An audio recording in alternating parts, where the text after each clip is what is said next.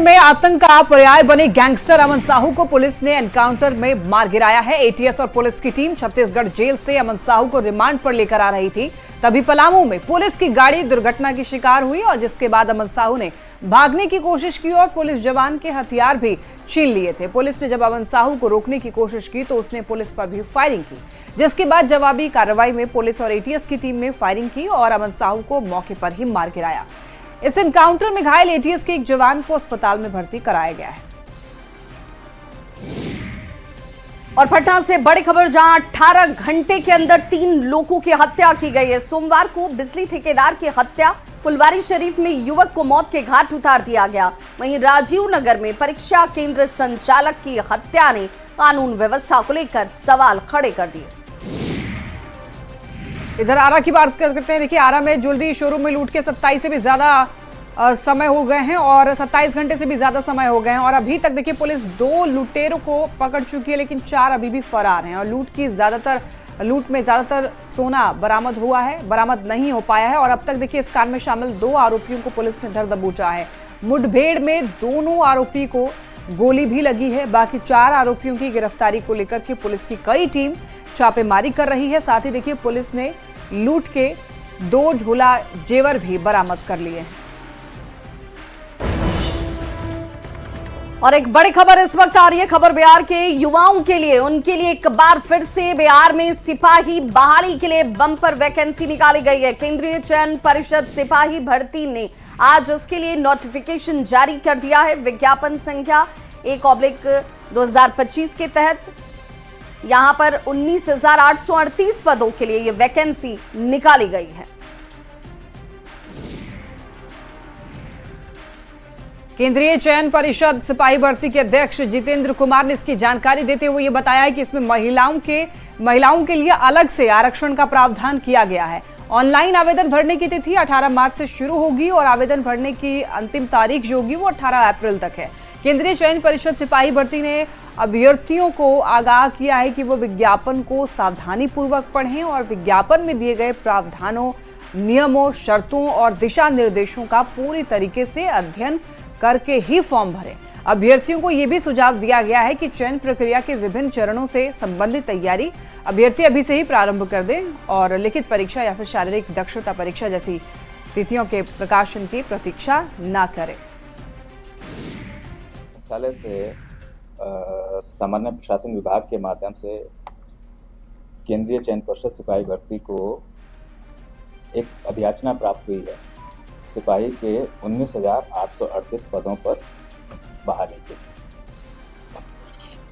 तो उसके आलोक में हम लोग विज्ञापन संख्या 1/2025 आज प्रकाशित करने जा रहे हैं, जिसमें पदों की संख्या 19,838 है, जिसमें महिलाओं के लिए क्षैतिज आरक्षण के तहत 6,717 पद सुरक्षित हैं। इसका विज्ञापन आज हम प्रकाशित कर रहे हैं और ऑनलाइन आवेदन प्रारंभ करने की तिथि 18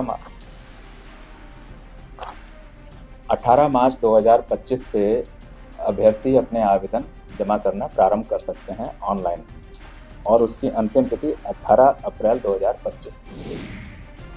और उत्तर प्रदेश से बड़ी खबर, जहां महाकुंभ में भगदड़ से जुड़ी हुई खबर आ रही है। जांच कर रही टीम ने पुलिस विभाग के 30 जिम्मेदार लोगों की पहचान की है। 3 सदस्यीय न्यायिक जांच आयोग की टीम प्रयागराज में मौजूद है। सोमवार को 15 पुलिस अफसरों और जवानों के आयोग ने बयान दर्ज किए हैं। आज 15 और लोगों के बयान दर्ज किए जाएंगे। आयोग की टीम ने आज सुबह संगम क्षेत्र का भी मुआयना किया। भारतीय टीम दुबई में तिरंगा लहराने के बाद अपने देश वापस लौट आई है। भारतीय टीम के कुछ खिलाड़ी दुबई से सीधे मुंबई पहुंचे। कप्तान रोहित शर्मा को परिवार सहित मुंबई एयरपोर्ट पर स्पॉट किया गया, जिनसे मिलने के लिए एयरपोर्ट पर उनके फैंस की वहां पर भीड़ उमड़ गई। और मुंबई एयरपोर्ट पर रोहित शर्मा के अलावा श्रेयस अय्यर, हार्दिक पांड्या और अक्षर पटेल को भी यहां पर देखा गया। तो वहीं दूसरी ओर दिल्ली एयरपोर्ट पर भारतीय टीम के कोच गौतम गंभीर के साथ तेज गेंदबाज हर्षित राणा पहुंचे। आईआरसीटीसी घोटाला मामले से जुड़ी हुई इस वक्त बड़ी खबर आ रही है। राउज एवेन्यू कोर्ट में आरोपियों की पेशी हुई, जिसमें हेमा यादव को कोर्ट से जमानत दे दी गई। इसके साथ ही दूसरे आरोपियों को भी बेल मिली है। आपको यह भी बताते चलें, पिछली सुनवाई के दौरान लालू प्रसाद और राबड़ी देवी समेत 8 आरोपी को सम्मन नहीं हुआ था।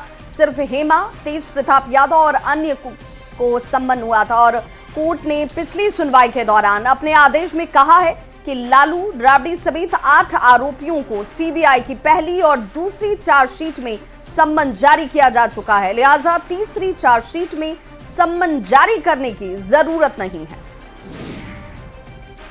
पंडित धीरेन्द्र कृष्ण शास्त्री ने अपने 5 दिन के कथावाचन में हिंदू राष्ट्र के लिए जो आवाज बुलंद की, उसकी गूंज राजनीतिक गलियारे तक सुनाई दे रही है। अब बाबा ने बिहार को लेकर के बड़ी बात भी कह दी है कि यदि भारत हिंदू राष्ट्र बनेगा तो पहला हिंदू राज्य बिहार ही होगा। घोषणा करके करते हैं, अगर हनुमान जी की कृपा हुई, भारत हिंदू राष्ट्र बनेगा तो पहला राज्य अगर हिंदू राज्य घोषित होगा तो वो बिहार ही होगा। हर हाल में भारत हिंदू राष्ट्र होवे, लेकिन सबसे पहले बिहार हिंदू राज्य हो जावे।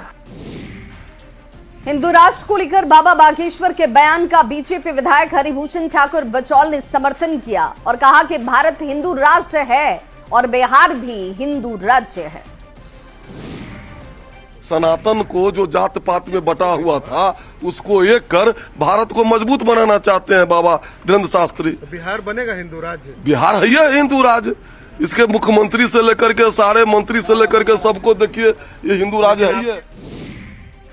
झंझारपुर से जेडीयू सांसद रामप्रीत मंडल ने बाबा बागेश्वर के हिंदू राज्य वाले बयान पर असहमति जताई। उन्होंने कहा कि धर्मनिरपेक्ष राज्य है और यहां सभी राज्यों को एक समान देखा जाता है। राज्य है बिहार और बाबा अपना मत दिए हैं, लेकिन हम उस मत से सहमत नहीं। हमारे बिहार जो हिंदू धर्म को लेकर के पहला राज्य होगा, ऐसा मुझे मानता नहीं है। मैं ऐसा नहीं कर सकता हूँ, क्योंकि जैसा कि आप सब जानते हैं कि हमारे भगवान बुद्ध भी ज्ञान प्राप्त हुआ बिहार में ही। जैन धर्म का भी उत्पत्ति बिहार से ही हुई। गुरु गोविंद सिंह की उत्पत्ति भी बिहार से, जन्म भी वहीं हुआ और सीता जी की जन्मस्थली भी बिहार है। तो बाबा का अपना है पर्सनल व्यू। तो बाबा बागेश्वर के हिंदू राष्ट्र वाले बयान पर बिहार का सियासी पारा हाई है। आरजेडी और कांग्रेस ने इस बयान को दुर्भाग्यपूर्ण बताया है। पागल लोग की बयान चलाइएगा तो काम चलेगा। ये धर्मनिरपेक्ष राष्ट्र है, ये राष्ट्रीय धर्मनिरपेक्ष है। जब हिंदुस्तान आजादी की लड़ाई लड़ रहा था तो ये लोग जो आज जो बोल रहे हैं और तरह तरह का बयान दे रहे हैं, ये लोग अंग्रेजों के दलाल थे और नाथूराम गोडसे के ये लोग खानदान हैं जिन्होंने महात्मा गांधी की हत्या तक कर दिया। और ये देश संविधान से चलता है, लोकतांत्रिक व्यवस्था है और लोकतांत्रिक व्यवस्था में इस तरीके की बातों का कोई स्थान नहीं है। और वह भी अगर बाबा किसी राजनीतिक दल से प्रेरित होकर, चूंकि बिहार में चुनाव होने वाला है 4-5 महीनों में, तो अगर प्रभावित होकर इस तरीके का कोई बाबा अगर बयान दे रहे हैं तो निश्चित रूप से दुर्भाग्यपूर्ण है। भगवान ने किसी बाबा को इस धरती पर अवतरित इसलिए नहीं कराया कि जाके दल विशेष का प्रचार करिए।